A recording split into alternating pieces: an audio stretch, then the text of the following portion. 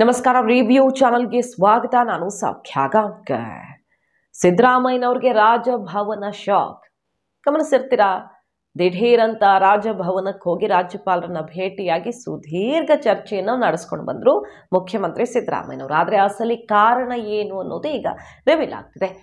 ಕಾಂಗ್ರೆಸ್ಸಿಗರು ಹೇಳಿದ್ದೇನು, ಅಸಲಿಗೆ ಆಗಿದ್ದೇನು, ರಾಜ್ಯಪಾಲರು ತರಿಸ್ಕೊಂಡಂತಹ ರಿಪೋರ್ಟ್ ಈಗ ಚರ್ಚೆಗೆ ಗ್ರಾಸವಾಗಿರೋದು ಮಾಹಿತಿ ಮುಂದೆ ಇಡ್ತಾ ಇದೀವಿ. ಮಿಸ್ ಮಾಡಿದ್ರೆ ನಮ್ಮ ಚಾನಲ್ನ ಸಬ್ಸ್ಕ್ರೈಬ್ ಮಾಡಿ, ನಿಮ್ಮ ಅಭಿಪ್ರಾಯ ಕಮೆಂಟ್ ಮಾಡಿ ತಿಳಿಸಿ. ಎಸ್ ವೀಕ್ಷಕರೇ, ಈ ಮೂಡಾ ಕೇಸ್ ಗದ್ದಲ ಮಿತಿಮೀರೋಗಿದೆ. ಈಗ ಸೆಷನ್ ಒಳಗಡೆ ಹೊರಗಡೆ ಎಲ್ಲ ಕಡೆ ಜನಾನೇ ಏನ್ ನಡೀತಾ ಇದೆಯಪ್ಪ ರಾಜಕಾರಣದಲ್ಲಿ, ಇದು ಬಿಟ್ರೆ ಬೇರೆ ಇಲ್ವಲ್ಲ ಅನ್ನೋ ಮಟ್ಟಿಗೆ ತಲೆ ಕೆಡಿಸ್ಕೊಳ್ಳೋ ತರ ಸದ್ದಾಗ್ತಾ ಇದೆ. ಅಹೋರಾತ್ರಿ ಧರಣಿ, ಮೇಲ್ಮನೆ ಕೆಳಮನೆ ಬಿಜೆಪಿ JDSನ ಸದಸ್ಯರೆಲ್ಲ ಸೇರ್ಕೊಂಡು ರಾತ್ರಿ ಅಲ್ಲೇ ಉಂಡು ಮಲಗಿ ಹಾಡು ಹೇಳಿ ಸರ್ಕಾರದ ವಿರುದ್ಧ ಬೇರೆ ರೀತಿಯಲ್ಲಿ ಪ್ರತಿಭಟನೆ ಮಾಡಿದ್ರು.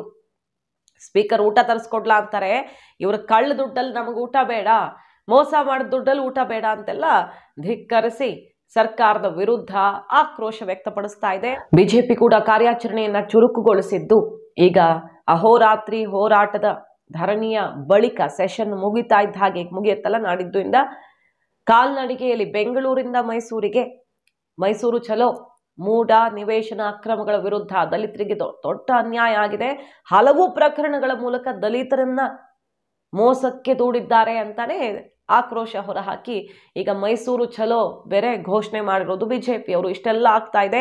ಇದರ ನಡುವೆ ಸೆಷನ್ನಲ್ಲಿ ನಮಗೆ ಮೂಡಾ ಕೇಸ್ ಬಗ್ಗೆ ಚರ್ಚೆ ಮಾಡೋದಕ್ಕೆ ಸರ್ಕಾರ ಅವಕಾಶನೇ ಮಾಡಿಕೊಡ್ತಿಲ್ಲ.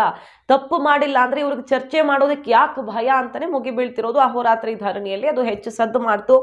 ಮೂಡಾ ಪ್ರಕರಣದ ನಿಲುವಳಿ ಸೂಚನೆ ಪ್ರಸ್ತಾಪ ತಿರಸ್ಕರಿಸಿದಾರಲ್ಲ, ಅದನ್ನ ಪುನರ್ ಪರಿಶೀಲನೆ ಮಾಡಿ ಅಂತ ಈಗ ಪಟ್ಟು ಹಿಡಿದಿರೋದು. ಈ ಕಡೆ ಪರಿಷತ್ನಲ್ಲಿ ಮೂಡಾ ಅಕ್ರಮವನ್ನ ಛಲವಾದಿ ನಾರಾಯಣ ಸ್ವಾಮಿ ಅವರು ಓದೇ ಮುಗಿಸಿದ್ರು. ಕಡತಕ್ಕಿದು ಹೋಗಲ್ಲ ಅಂತ ಹೊರಟ್ಟಿ ಅವರು ಹೇಳಿದ್ರು ಕೂಡ ವಿಷಯ ಪೂರ್ತಿ ಛಲವಾದಿ ನಾರಾಯಣ ಸ್ವಾಮಿ ಅವರು ಮಂಡಿಸ್ತಾರೆ. ವಿಧಾನ ಪರಿಷತ್ನ ಪ್ರತಿಪಕ್ಷ ನಾಯಕರು ಏನೇನು ಅಕ್ರಮ ಆಗಿದೆ, ಬಹುಕೋಟಿ ನಿವೇಶನ ಹಂಚಿಕೆ ಅಕ್ರಮದಲ್ಲಿ CM ಕುಟುಂಬ ನೇರವಾಗಿ ಶಾಮೀಲಾಗಿದೆ ಅಂತ ಮೂಡಾ ಅಕ್ರಮದ ವಿಷಯವನ್ನ ಎಷ್ಟು ಗಲಾಟೆ ಆಗ್ತಾ ಇದ್ರು ಓದಿ ಮುಗಿಸೇ ಬಿಡ್ತಾರೆ. ಇಷ್ಟೆಲ್ಲ ಮೊನ್ನೆ ದೊಡ್ಡದಾಗಿ ST ನಿಗಮದೆಲ್ಲ ಭಾಷಣ ಬಿಗಿದ್ರಲ್ಲ ಸಿದ್ದರಾಮಯ್ಯನವರು, ತಪ್ಪಿಲ್ಲ ಅಧಿಕಾರಿಗಳು ಮಾಡಿದ್ರು ಅವರು ಇವರು ಅಂತ ಅಷ್ಟೆಲ್ಲ ಪೇಜಸ್ ಓದಿದ್ರಲ್ಲ, ನಾವು ಒಂದು ಪುಟ ಓದೋದಕ್ಕೆ ಅವಕಾಶ ಕೊಡಲ್ವಾ? ಬಿಜೆಪಿ ದಿಢೀರ್ ಈ ರೀತಿ ಕಾರ್ಯಾಚರಣೆ ಚುರುಕುಗೊಳಿಸಿರೋದನ್ನ ನೋಡ್ತಾ ಇದ್ರೆ, ತೀವ್ರ ಸ್ವರೂಪದ ಹೋರಾಟ ನೋಡ್ತಾ ಇದ್ರೆ ಏನೋ ಒಂದು ಮಹತ್ವದ ಬೆಳವಣಿಗೆ ಆಗಲಿದೆಯಾ, ಮಹತ್ವದ ಘಟ್ಟಕ್ಕೆ ಬಂದು ನಿಂತಿದೆಯಾ ಈ ಪ್ರಕರಣಗಳಿಗೆ ಸಂಬಂಧಪಟ್ಟಂತೆ ಅಂತ ಎಲ್ಲ ಚರ್ಚೆ ಆಗ್ತಿರೋವಾಗಲೇ ರಾಜ್ಯಪಾಲರನ್ನ ಭೇಟಿಯಾದ್ರು ಮುಖ್ಯಮಂತ್ರಿಗಳು. ಅದು ಸುಮ್ಮನೆ ಭೇಟಿಯಾಗಿದ್ದಲ್ಲ. ಕಾಂಗ್ರೆಸ್ಸಿಗರು ಹೇಳ್ತಿರೋದು ಕೆಲವು ಮಹತ್ವದ ತೀರ್ಮಾನಗಳನ್ನ ಏನೇನು ತಗೊಂಡಿದ್ದೀವಿ, ಹೊಸ ಬಿಲ್, ಅದಕ್ಕೆ ಸಂಬಂಧಪಟ್ಟಂತೆ ಅಷ್ಟೇ ಮಾತಾಡ್ಕೊಂಡು ಬಂದಿರೋದು ಮುಖ್ಯಮಂತ್ರಿಗಳು, ಬೇರೆ ಯಾವುದಕ್ಕೂ ಅಲ್ಲ ಅನ್ನೋ ತರ ಸಮಜಾಯಿಷಿ ಬರ್ತಿದೆ. ಹಾಗೆ ನಾಳೆ ರಾಜ್ಯಪಾಲರೇ ಮುಖ್ಯಮಂತ್ರಿಗಳಿಗೆ ಕರೆ ಕೊಟ್ಟು ವಿವರಣೆ ಕೇಳಿದ್ರೆ ಮುಜುಗರ ಆಗಬಾರ್ದು ಅನ್ನೋ ರೀತಿಯಲ್ಲಿ ತಾವೇ ಹೋಗಿ ಬಂದ್ರು ಅಂತಾನು ವಿಶ್ಲೇಷಣೆ ಆಗ್ತಿದೆ. ಅಸಲಿಗೆ ರಾಜ್ಯಪಾಲರು ರಿಪೋರ್ಟ್ ಕೇಳಿದ್ದಾರೆ ಮುಖ್ಯ ಕಾರ್ಯದರ್ಶಿಗಳಿಂದ. ಮೂಡಾ ಕೇಸ್ಗೆ ಸಂಬಂಧಪಟ್ಟಂತೆ ನಿವೇಶನ ಹಂಚಿಕೆ, ಸಿದ್ದರಾಮಯ್ಯನವರ ಪತ್ನಿಗೆ 14 ನಿವೇಶನಗಳನ್ನ ಅಕ್ರಮವಾಗಿ ಹಂಚಲಾಗಿದೆ ಅಂತಲ್ವಾ ಆರೋಪ. ರಾಜ್ಯಪಾಲರಿಗೂ ದಾಖಲೆ ಸಮೇತ ದೂರುಗಳು ಬಂದಿದ್ದಾವೆ. ಮೊನ್ನೆಷ್ಟೇ ಬಿಜೆಪಿ ಅವರು ಹೋಗಿ ಭೇಟಿ ಮಾಡಿ ಬೇರೆ ಬೇರೆ ಅನುದಾನ ಮತ್ತು ಈ ಎಲ್ಲ ವಿಚಾರಗಳನ್ನ ಚರ್ಚೆ ಮಾಡ್ಕೊಂಡು ಬಂದ್ರು.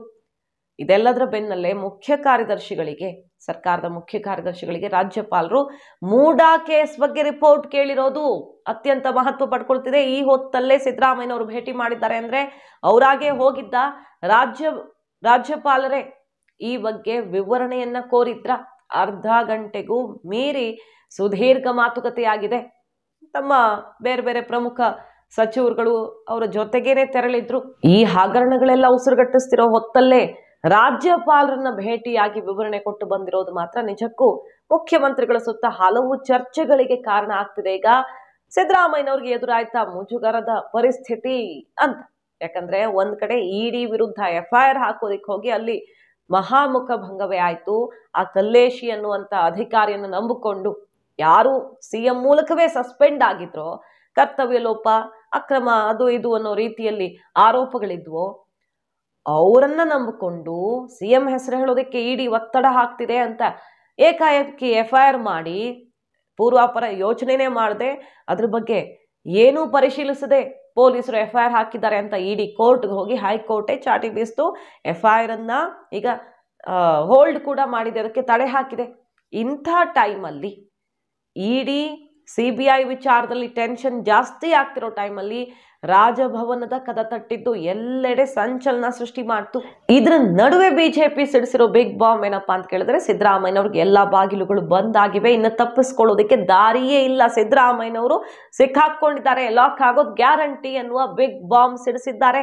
ಮುಖ್ಯಮಂತ್ರಿಗಳ ಕುತ್ತಿಗೆಗೆ ಬಂದಿದೆ ವಾಲ್ಮೀಕಿ ಹಗರಣ. ಮತ್ತೊಂದ್ ಕಡೆ ಮೂಡಾ ಕೇಸ್ನಲ್ಲಂತೂ ಅವರು ಸೆಷನ್ ನಲ್ಲಿ ಉತ್ತರ ಕೊಡದೆ ಜಾರಿಕೊಂಡಂಗಲ್ಲ, ಚರ್ಚೆಗೆ ಅವಕಾಶ ಕೊಡದೆ ತಪ್ಪಿಸ್ಕೊಂಡಂಗಲ್ಲ, ಸಿಕ್ಕಾಕೊಳ್ಳೇಬೇಕು ಅಂತಹ ಪರಿಸ್ಥಿತಿ ಎದುರಾಗಿದೆ ಅಂತ ಈಗ ಹೋರಾಟವನ್ನು ತೀವ್ರ ಸ್ವರೂಪಕ್ಕೆ ತಗೊಂಡು ಹೋಗ್ತಾ ಇದ್ದು ಕಾನೂನು ಸಂಕಷ್ಟವು ಎದುರಾದಂತೆ ಕಾಣಿಸ್ತಾ ಇದೆ. ಯಾಕಂದ್ರೆ ಯೂನಿಯನ್ ಬ್ಯಾಂಕ್ ಕೂಡ ಅಂತದ್ದೇ ಆಘಾತವನ್ನು ಕೊಟ್ಟಿದೆ ಸರ್ಕಾರಕ್ಕೆ. SIT ತನಿಖೆ ಆಗಲ್ಲ, CBIಗೆ ಹೋಗಬೇಕಾಗಿರೋ ಕೇಸ್ ಇದು. CBIನೂ ಇರಬಹುದು, ಆದ್ರೆ ಸಂಪೂರ್ಣವಾಗಿ SIT ಬೇಡ, ಸಂಪೂರ್ಣವಾಗಿ CBIನೇ ಕೈಗೆತ್ತಿಕೊಳ್ಬೇಕು ಅಂತ ಈಗ ಕೋರ್ಟ್ಗೆ ಹೋಗಿದ್ದು, ಕೋರ್ಟ್ ಕೂಡ ನೋಟಿಸ್ ಕೊಟ್ಟಿದೆ ಸರ್ಕಾರಕ್ಕೆ. ಹಗರಣಗಳಿಗೆ ಸಂಬಂಧಪಟ್ಟಂತೆ ಮಹತ್ವದ ಬೆಳವಣಿಗೆಗಳಾಗ್ತಿದ್ದಾವೆ. ರಾಜ್ಯ ರಾಜಕಾರಣದಲ್ಲಿ ಕಂಪನ ಸೃಷ್ಟಿಸುವಂತಹ ಬೆಳವಣಿಗೆಗಳು ಕೂಡ ನಿರೀಕ್ಷಿತ. ಕಾದ್ ನೋಡೋಣ. ಮಾಹಿತಿ ನಿಮ್ಗೆ ಇಷ್ಟ ಆಗಿದ್ರೆ ಮಿಸ್ ಮಾಡಿದ್ರೆ ನಮ್ಮ ಚಾನಲ್ನ ಸಬ್ಸ್ಕ್ರೈಬ್ ಮಾಡಿ, ನಿಮ್ಮ ಅಭಿಪ್ರಾಯ ಕಮೆಂಟ್ ಮಾಡಿ ತಿಳಿಸಿ. Thank you.